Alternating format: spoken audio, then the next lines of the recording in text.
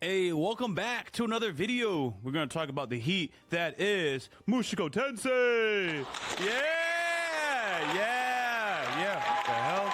Oh, anyways, big thanks to the Reddit group that gave us a shout out on the last video. Definitely appreciate that. That was one of the most that is the most successful video we have ever put out on this channel. And I was just doing it just for the love of the show. And y'all came through. Love that. So anyways, 3 topics I want to talk about. One is how unusually normal Rudy is in ways that people haven't thought about. I want to talk about the homie Cliff that was with Eloise. I'm going to butcher her name, man. That elf girl that be sleeping with everybody. I'm going to say that. And I think those are the major highlights. Rudy being a little bit more normal than we would have thought. Cliff getting the cheeks. Let's jump into it. So, I know y'all just heard me call Rudy a little bit more normal than many would want to imagine. And people who don't watch the show, no. People who hate watch the show looking at me like, how does he think such a thing? It's atrocious. So the reason why I think Rudy is actually generally more normal than we would think is actually on this particular episode, right? I was watching something. It was specifically his response to Cliff being bullied and Rudius stepping in to defend him. Now, I was like, Rudy? He saved him? Because about 3 episodes back, I was tripping that he didn't free all the slaves. Like Abraham Lincoln, he only saved one. And we saw in the following episode, he said she wasn't a slave, basically. She, you know, they just freed her, but she got work for them. It's there's actually a term for it. It's something about repayment. I forgot what the term for it is. But she free. Rudy just can't save them all. That's all it is. And I want to talk about the importance of this, right? So many of us, I'm gonna use myself as an example of what I'm talking about. You know how much homeless people I pass and I don't give money to them? I pass a lot of homeless people, and I'm not going to exaggerate. I'll have 20s on top of 20s in my wallet. Where's my wallet at right now? Nah, whatever. I'll have a whole bunch of 20s back. It's not even worth bragging about. There's 2 20s and a 5, a bunch of 1s, a couple 5s. So anyways, I will pass every homeless man on earth and not give him a cent, a penny, a dollar. Won't do it.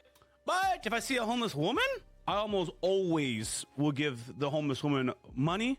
And depending on where she is located, I will go to the store and get some food, because it's very common in this area that a homeless woman will also have her kids with her. Now, there is professional homeless people. What does that mean? There are people that have everything together and they just go on the corner and ask for money and they get it. So the idea of a woman possibly duping me to get my money, I don't have to worry about that. My conscience is clear. Call me a simp. Shout out to my boy Cliff. Doesn't bother me. Then let's talk about some homeless dudes. Every now and then there's a homeless dude in front of like the gas station or like the grocery store. So depending on their proximity, if I walk by them, I say, hey, you want a meal? And they say yes. There is no circumstance that I enter the supermarket like Publix and there's a homeless man in front of Publix and I don't buy that person a meal. I will always buy a homeless person a meal if they are in front of a meal serving place that I happen to walk. Unfortunately, maybe fortunately, in this area, if you are homeless and you look homeless, they actually shoo you away. It's actually kind of sad to see. I was actually trying to make some jokes. I was actually coming in hype for the jokes, and then it kind of changed its tone. But yeah, I actually experienced it firsthand. There was a woman, I was trying to give her food, and I went in there, I came back out, and I went to look for her, and I just heard the managers or the powers that be talking. And long story short, they're like, yeah, we shoot her away because, I don't know, they're begging, it brings down property value, a whole bunch of reasons. I had to go hunt her down. Well, that sounds terrible. I went to look for her because I had the food already, and I did find them. And it was just sad that they had to be chased away. So whatever, it is what it is. That's a long tangent. Why is Lee talking about this? It's because, very specifically, everybody chooses who we help out because you do not have the capacity to save the world. Normal people pass a series of injustices and they don't do anything about it because everyone has a capacity to how many people we can help. So obviously he didn't free the whole market. He saved the one girl. He saw Cliff getting bullied at school. We already know he's OP at school, so he handled that business, moved on. That's when I was like, yo, you know, people expect him to do a lot more than I was one of those people that would expect him to do a lot more than his station. And it's like, nah, he does what he can, and he does it according to what moves his heart or operates according to his psyche. So for me, I have simp-like attributes. So if I see a homeless woman, I always give them food. Doesn't matter if they're hot or not. That is not the criteria. Just be a woman, get you food and or give you the money. I have a high value on food. I love to eat. That's the reason why I got a job in the first place.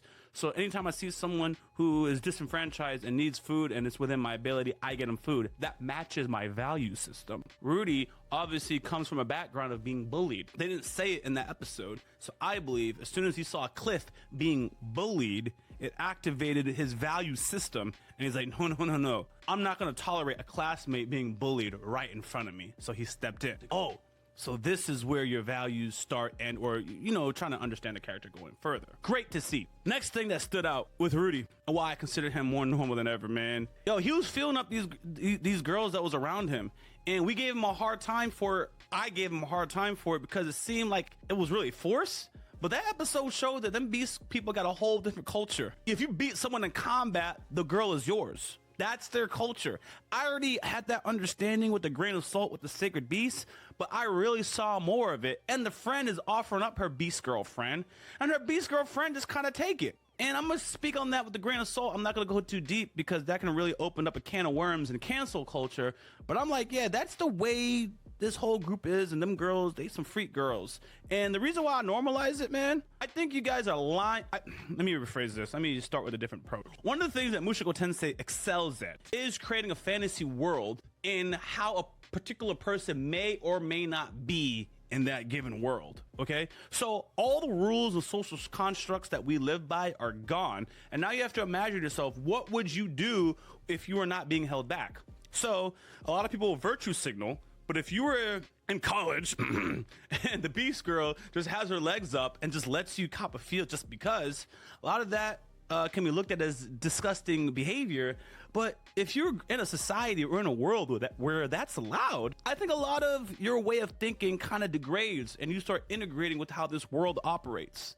And I saw that in Mushoku Tensei. I'm like, a lot of you guys are capping. This is a character who was borderline. Nah, he was a failure in the previous life. I don't have to sugarcoat that. He was a failure and a loser in the previous life. He never had much of a backbone. That's why he was in his room. He tried to stand up for one person in line. Remember coming back to him helping out Cliff. He tried helping one person out in the line, is what I remember in the flashback, and his life went to hell. So I will say he had a backbone, but that back broke very quickly. So anyways, the reason why having a backbone and him caving is such an important thing is he was never equipped to even survive and prosper in the real world. He was not that kind of person. So he's isekai into a new world, and you expect him to resist that? No. Okay. So the way he's operating is actually almost worth congratulating him. I think if he didn't have the OP powers, he definitely would be still reclusive. But you're getting a person who was formerly reclusive in a world that does not have the social constructs as we do now. He's able to kind of be himself, explore a little bit more without the repercussions that he was getting in the previous world. And this is what you see. And when you're in this show, what I think you should do is imagine truly, especially when it comes to the judgment of the show, countless people cancel it. I know another reactor who just stopped watching it, God bless his soul. Insert yourself and truly ask yourself, how would you be if you were in that world? Rather than constantly hold yourself to the social constructs that we have today. Even if you have the social constructs and you're isekai'd into a new world, you have to imagine that it's going to degrade, all right? I tell you, man, if I was sent to another country and I had to live there for 16 years and they all chanted death to America, I don't know how patriotic I would be to this country when I returned, because you are the sum of the closest people around you. That is a true saying. Look at successful people, look who they associate with. Look at unsuccessful people, and look who they associate themselves with. You are the sum of the 5 closest people to you. That is a real saying. So I think looking at Rudy with the open eye gives a lot of different perspectives, and that was one that I noticed, and good on him. Now we're going to talk about the Cliff relationship, okay, and how Rudy handled it. See, I think Rudy made a good decision. At first, he was wrestling with keeping Cliff from exploring this relationship because Cliff was going to get hurt. I personally think, I understand that the anime was skipping a lot of material based on the comments, which I had to avoid because, my God, you guys spoil. Holy smokes. I saw someone on Reddit say, I wish Lee interacted more with the community. Look at the comment section. I said one theory about the elf girl, and the whole comment section, I said, here's a theory. I don't want it to be spoiled. And they heard my theory, heard I don't want it to be spoiled, and still wanted to give me insight on it. I didn't ask for it, so it's very hard to interact because anyways, I'm gonna keep going. So Rudy did not want Cliff to be hurt. And it's because, in my opinion, of what he experienced with Eris. I happen to think, right, that I happen to think it's important to give Cliff the information that's necessary without hurting the elf girl's feelings. Doesn't seem like she cares too much, but when you relate it to a real life situation, you have a female friend that goes around, and you have your homie who likes your female friend that goes around. You can't tell your homie, don't date the female friend because she goes around, because that might hurt her feelings. But this is a whole different scenario. It doesn't seem like that's what it is. So it seems like Rudy just has to protect Cliff from being hurt over the idea that his friend is going to keep sleeping around to save him the pain of whatever that outcome is. Fortunately, sometimes pain is necessary for growth. Rudy has experienced pain. He would like to save Cliff from that pain, but unfortunately, a lot of Rudy's growth will be because of the pain that he's experienced. So it's this little gray area. We give people the information, but we don't lie and deceive people, because Rudy was in a position where he was about to lie and deceive. When you lie and deceive somebody, okay, you obviously acted unethical, and you rob that person of their choice and their potential growth. Because it's very important, I know I'm sweating, it's Florida. Anyways, it's very important to make a choice and then experience the consequences to reinforce whether you make good choices or bad choices, and change your behavior in the future and or become a stronger person from it, as long as the choice is not going to kill you. Rudy ultimately made the good decision for Cliff. Now Cliff is in those cheeks, and he is playing to save this girl. I don't know how he's going to do it or if he's going to do it, but Cliff is going to try, and Rudy ultimately came to the sound decision, which I appreciate. Now, shout out to the boy Cliff, because man, oh man.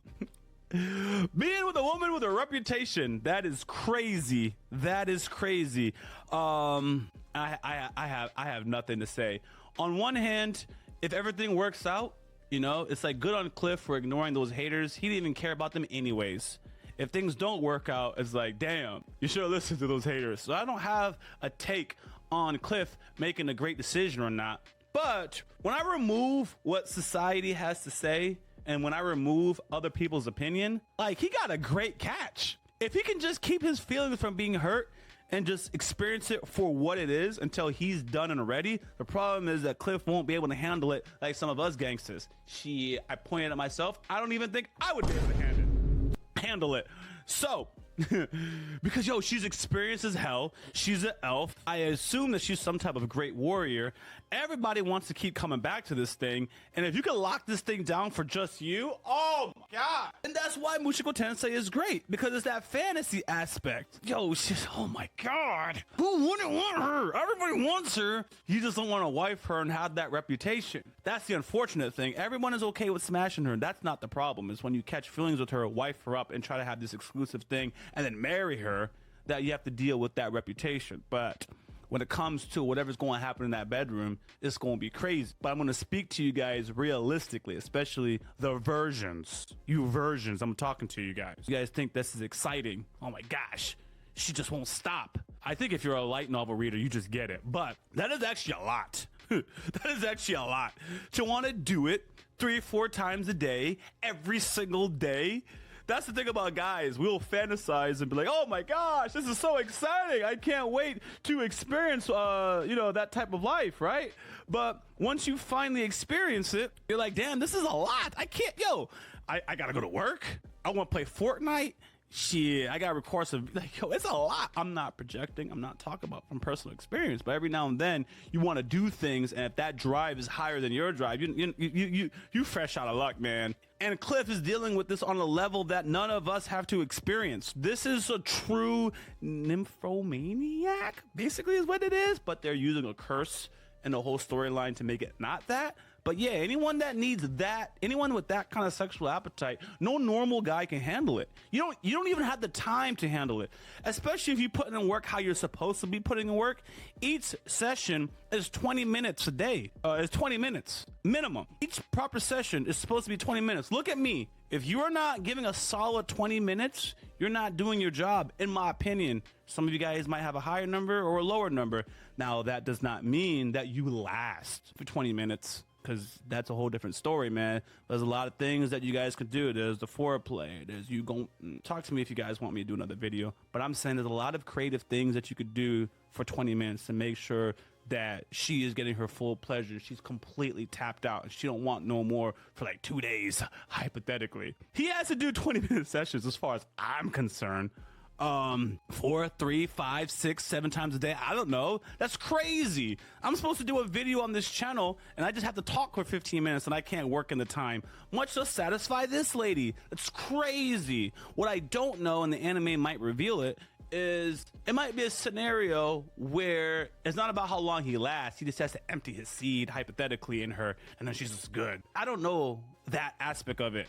But I do know enough that nobody has that much time perpetualness, and you're gonna lose desire. I don't care what anyone says, unless you yourself have a problem, right? You're gonna lose desire because you have other things to do. It's always great when you don't have it, and then once you do have it, it's not so great. So we're gonna see how Cliff manages, and that's my thought. So a lot of it is Rudy is actually quite normal, in my opinion. He has his odd quirks, but don't we all? There's only one thing I don't really like or defend Rudy too hard on, but I understand it.